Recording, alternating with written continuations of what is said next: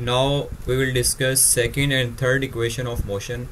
वही ग्राफ है हमारे पास और इसी ग्राफ को यूज़ करते हुए हमने दो इक्वेशंस और डेवलप करनी है, डिराइव करनी है।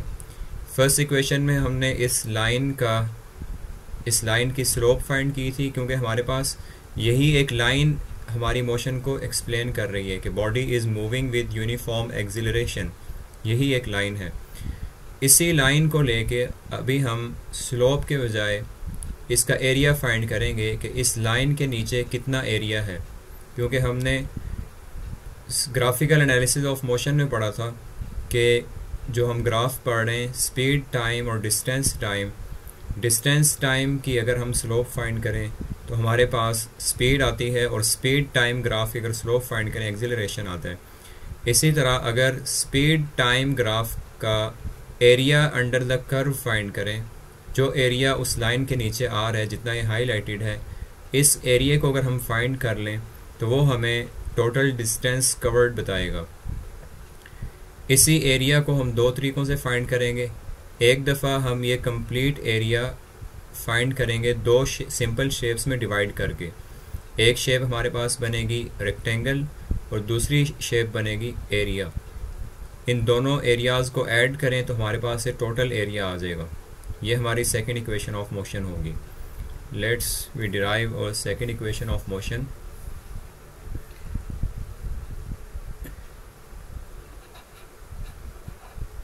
Area of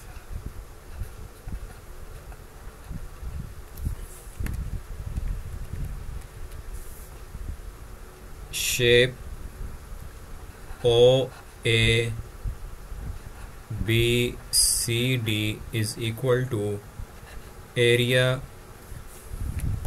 of triangle plus area of rectangle। जो हमारी ग्राफ की लाइन है उसके नीचे ये दो शेप्स बन रही हैं। इन दो शेप्स का एरिया अगर हम ऐड कर लें तो हमारे पास ये टोटल एरिया आ जाएगा जो इस लाइन के नीचे है।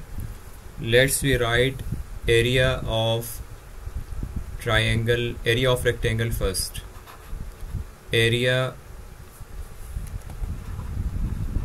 Of rectangle,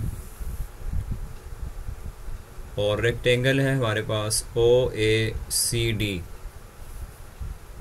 OACD is equal to, rectangle का एरिया होता है, हम बेस को हाइट से मल्टीप्लाई कर दें तो base length is OD times DC।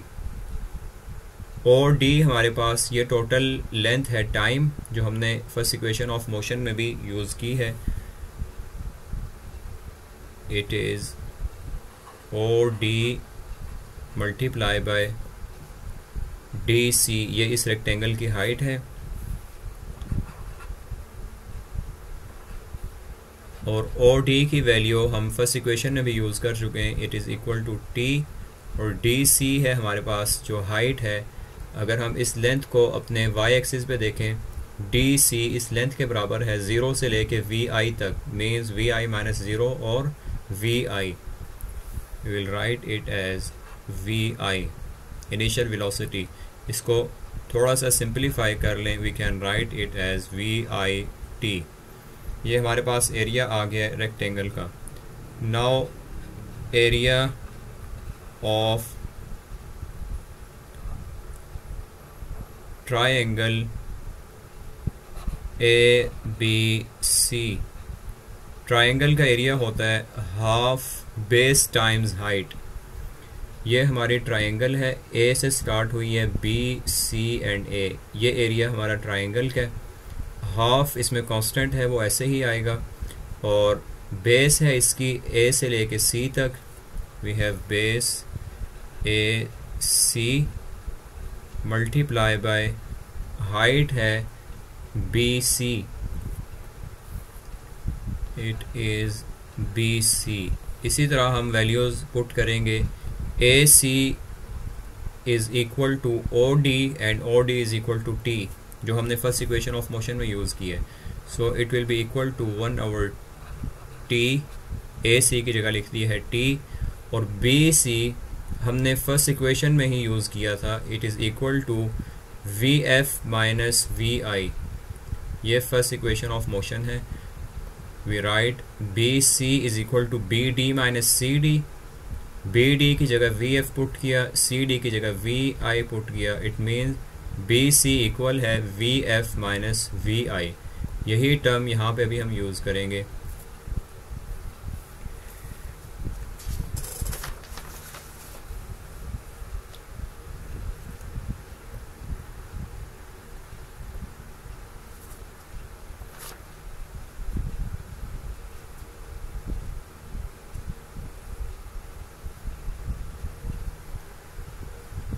एक स्टेप और भी देख लें कि हमने यहाँ पे कहा है B C minus C D is equal to V F minus V I. और अगर नेक्स्ट स्टेप पे हम जाएं तो V F minus V I equal है ए टी के. इसका मतलब है हम बी सी की जगह डायरेक्टली ए टी भी लिख सकते हैं using first equation of motion. तो हम बी सी की जगह डायरेक्टली लिख रहे हैं ए टी, और इसको फर्दर सिंप्लीफाई करें we will get 1/2at square. Now we have two areas, area of rectangle, area of triangle. Just इनको ऐड करना है और हमारे पास टोटल एरिया आ जाएगा. एरियाज ऐड करने के बाद हम उसको रीअरेंज करेंगे और हमारे पास एक फाइनल फॉर्म आ जाएगी. सो टोटल एरिया हमारा क्या है, O A B C D. O A B C D is equal to, हम यहाँ पे लिख चुके हैं area of triangle plus area of rectangle. Area of triangle हमारे पास आया है V I T. It is equal to V I T plus वो area of triangle is 1/2at square. It is 1/2at square, and we know that area under the curve in speed time graph gives distance covered. So S will be equal to VIT plus 1/2at square.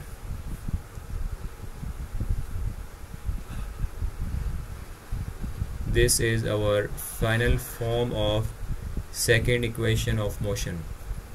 Distance is equal to initial velocity times time taken plus 1/2 acceleration times time square.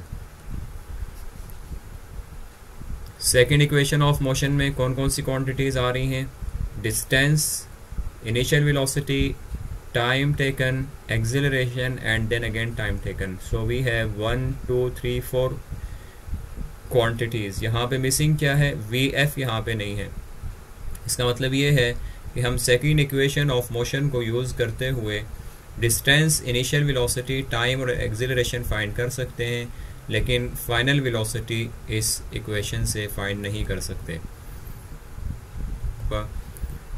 Second equation of motion में हमने area under this line इसको दो simple areas में, simple shapes में divide किया था, एक rectangle में और दूसरा ट्राइंगल में. इन दोनों एरियाज़ को ऐड किया था तो हमारे पास टोटल एरिया आ गया था under this line A B, और हमने उससे डिस्टेंस फाइंड कर लिया था. थर्ड इक्वेशन में हम क्या करेंगे, ये जो लाइन है ए बी, इसके नीचे जितनी भी शेप बन रही है O A B C D या ओ ए बी डी, ये शेप है, हम इसको कहते हैं trapezium. It has one set of parallel side, ये side right side left side के पैरेलल है, and one set of unparallel sides. ये दो साइड जो हैं ये नॉट पैरेलल हैं, एक दूसरे के पैरेलल नहीं हैं. तो ऐसी शेप को हम कहते हैं ट्रेपीजियम. तो अभी इस टाइम पे थर्ड इक्वेशन ऑफ मोशन के लिए हम एरिया ऑफ ट्रेपीजियम फाइंड करेंगे, and we will get a new form of equation which we called as third equation of motion. Area of trapezium find करने के लिए सबसे पहले हम लिखते हैं we have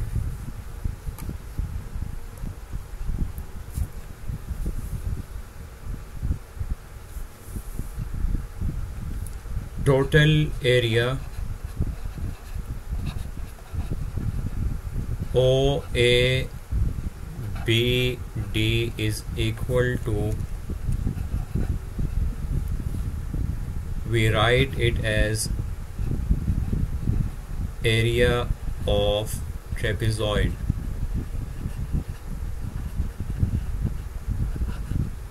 ट्रेपेजॉइड की ये शेप बन रही है और उसका एरिया किसके इक्वल होता है? It is equal to 1/2 sum of parallel sides multiply by height.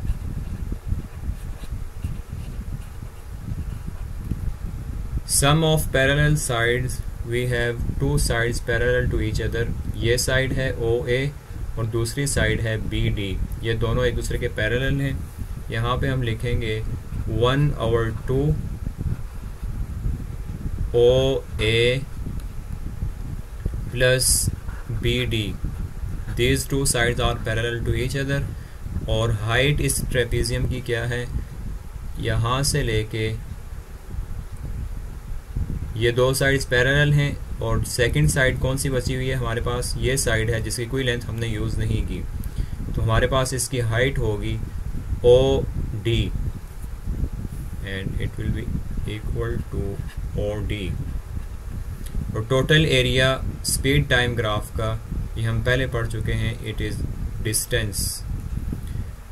Now we will multiply whole equation with 2 and we will get 2s is equal to OA plus BD times OD.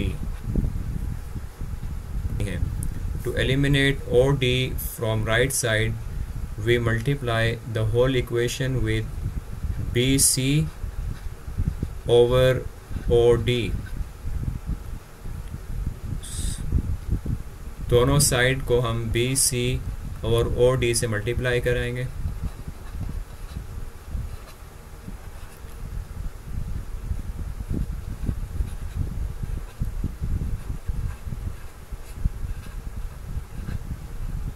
This OD and this OD will be cancel out और हमारे पास जो final form बचेगी इस time पे वो है 2s BC over OD which is equal to OA plus BD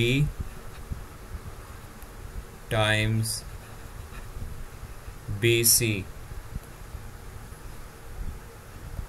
Now we will put values using equation 1.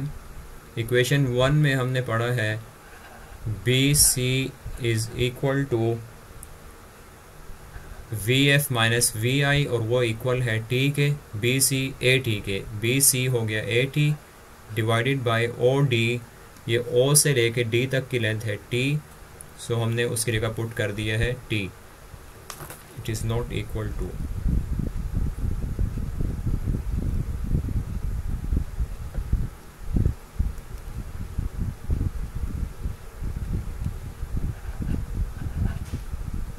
Equal to OA.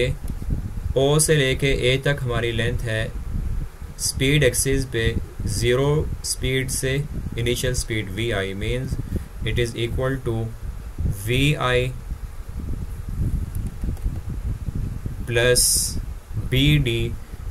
B से लेके D तक की जो लेंथ है वो हमारी फाइनल वेलोसिटी के इक्वल आ रही है. It is equal to VF.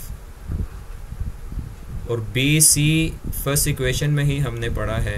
BC की एक वैल्यू हमने यहाँ पे यूज़ की है फाइनल फॉर्म फर्स्ट इक्वेशन की AT. और BC की एक और फॉर्म जो हमने डेरिवेशन के अंदर पढ़ी थी. फर्स्ट इक्वेशन को अगर लेके आए BC is equal to VF minus VI. तो अभी हम इस टाइम पे VF माइनस VI यहाँ पे पुट करेंगे.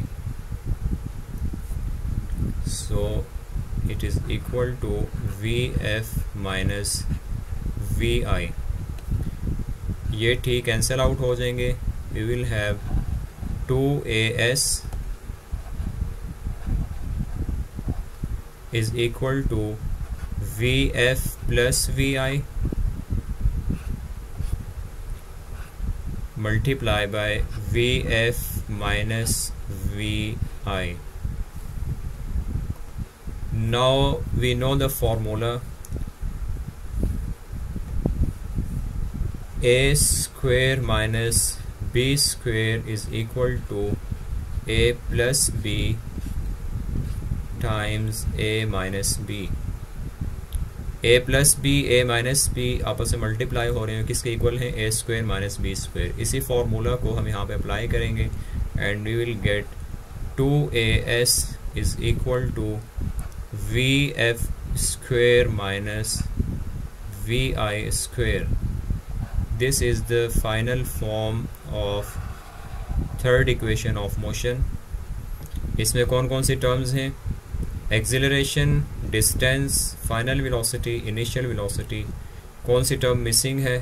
टाइम मिसिंग है यहाँ पे. इसका मतलब ये है कि हम थर्ड इक्वेशन को यूज़ करते हुए टाइम नहीं फाइंड कर सकते, और अगर इन चारों में से कोई एक चीज़ मिसिंग हो, अननोन हो, बाकी हमारे पास 3 नोन हो, तो हम इस इक्वेशन को यूज़ करके अननोन फाइंड कर सकते हैं. तीनों इक्वेशंस हमने डिराइव कर ली हैं. फर्स्ट इक्वेशन है V F is equal to V I plus A T. Second equation is S is equal to V I T plus half A T square. And third equation of motion is 2as is equal to V F square minus V I square. इन तीनों equations में एक एक term missing है, और बाकी चारों term जो हमने स्टार्ट में डिस्कस की थी वो इसमें कंप्लीट हैं. फर्स्ट इक्वेशन ऑफ मोशन किस किस चीज़ पे डिपेंड कर रही है? इट डिपेंड्स ऑन, या it shows the relationship between final velocity, initial velocity, acceleration and time. Second equation of motion shows the relationship between distance, initial velocity, times and acceleration. Third equation of motion shows the relationship between acceleration, distance, final velocity and initial velocity.